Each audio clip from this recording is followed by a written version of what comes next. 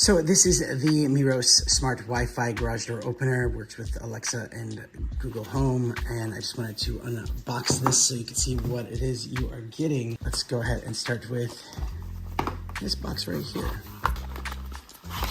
So in here, this is the plug. This has Wi-Fi, and what you're gonna do is you're gonna plug this into the wall. This will plug into the sensor, which we'll get into in a second. And this over here, you'll plug into your garage, and that will work for that. That's how you plug it into those cables right there. And then you can set it up through the app. The app is very intuitive on setting it up. And then here, the sensor.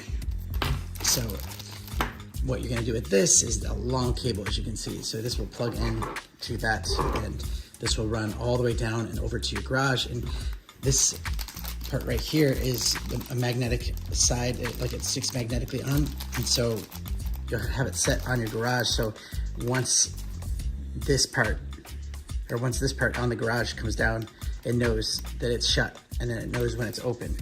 So that is how you do that. And then what is in here, this is the power supply right here.